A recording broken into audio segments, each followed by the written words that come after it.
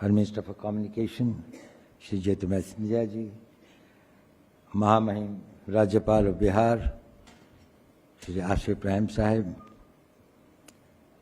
Shri Nipendra Mishra ji, my former colleague, and Mr. MJ Akbar.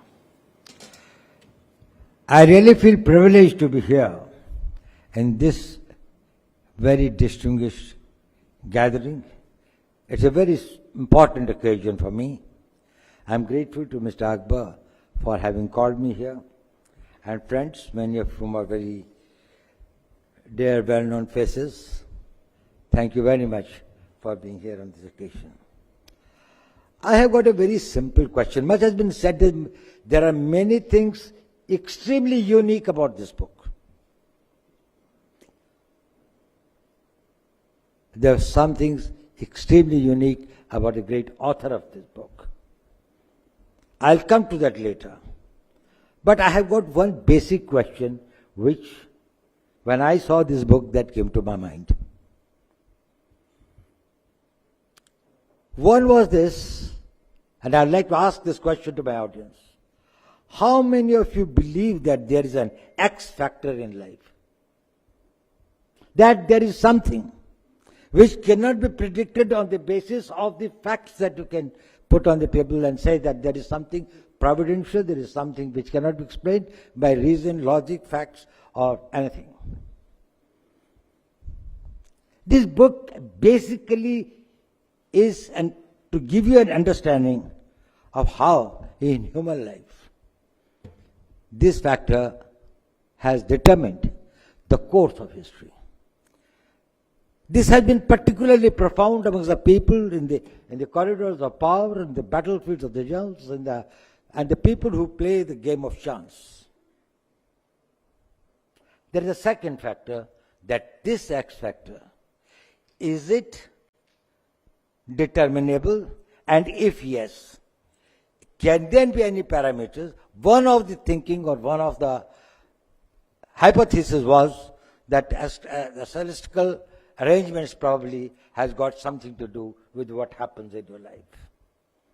What happens in your life is not all that you do, all that people do to you, not all the circumstances in which you live, but there is something that if Akbar is born few hours before, the destiny is different. If he is born beyond a point, or this thing like that, the destiny changes.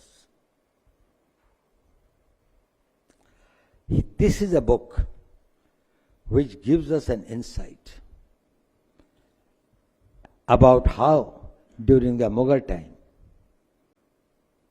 the important decisions, the important influences, the important things that happened in their lives and what happened during their period. These emperors and these people who established one of the biggest empires of the world, they were also deeply suffering from a sense of insecurity. People who believe in unpredictable are those who are insecure. And people who are insecure, they try to find solutions to that. And that is where the entire game of the astronomy, astrology, and this complex comes. That can there be some corrective factors by which you can do that. Now, as I said, when I read this book, the first thing that came to my mind is, after me the chaos. Who is saying this and to whom? And we knew about Louis XV telling that after me the deluge.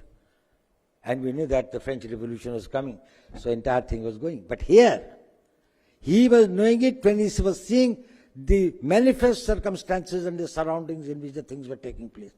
Here, the man who said that, or the man who knew it, was one Fazil Khan, one of the astrologers, who told this about Aurangzeb.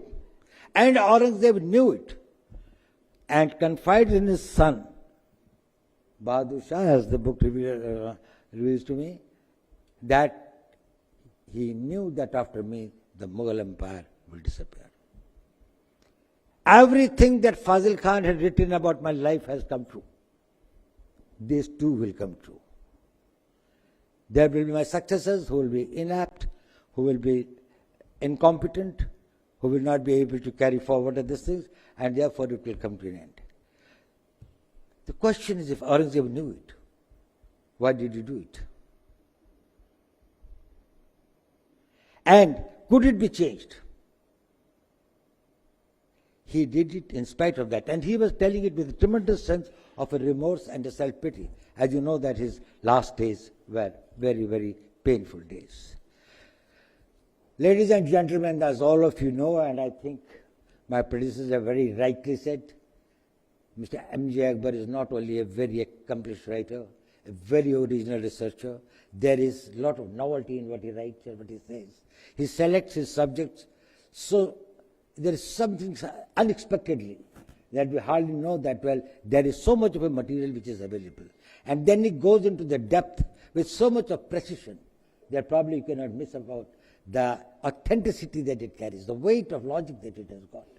And in this particular book, I've seen that the sources from where he has derived his material is very, very expensive. It's not only about the Mughals, he has touched upon that how beyond the geographies and the time, this sentiment of belief in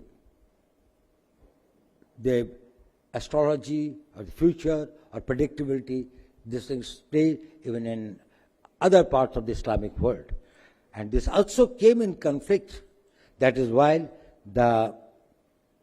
Islam permits the study of the stars and how this thing is, but does not permit and does not allow any predictions or any predictability about it. It is only the God who knows and nobody else knows.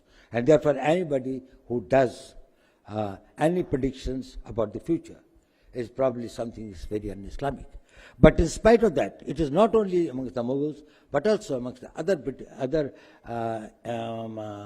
Muslim societies. And it was not only at the level of the rulers, but as we come to know about it through his book and others, and the references that he has made, that even the society was deeply affected by that. And it has continued and stayed there for long. I must compliment Mr. Akbar for having taken up this subject. It can be seen from various points of view, also that how there was a convergence of knowledge in the Indian society, how this went beyond the belief in the faith systems, how it was something that people believed in it, practiced it, and still probably remained as the devout Muslims, but taking upon what was something which was indigenous or a civilizational part of the Indian society or the Hindu society, where astrology and astronomy were an integral part of it. So this can be seen and studied from the various points of view. It also shows the insecurity of what the Mughal rulers themselves were having, even when they were having their fights with the local Rajput kingdoms and all these things. So it was not every time a very, very smooth sailing for them also.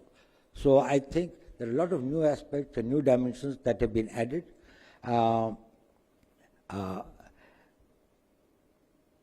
Even, something that I never knew, that Akbar, as Mr. Misha also said, Akbar constituted a formal position for Raj Jyotishi in his court, and who was, they were the Brahmins from Banaras who were assigned these duties. So there was a role of these people in running of the state, in running of in decision-making process. I must say that Mr. Akbar has always done great justice to the subject that he has taken. I'm sure he will take many more such subjects of interest. As very rightly said by our Minister for Communication, that he said that the scholarly application of the scholarly pursuit and the diligence with which he goes into the historical details is something very, very commendable. I must compliment him, and I must urge all of you to really go through the book. Thank you very much.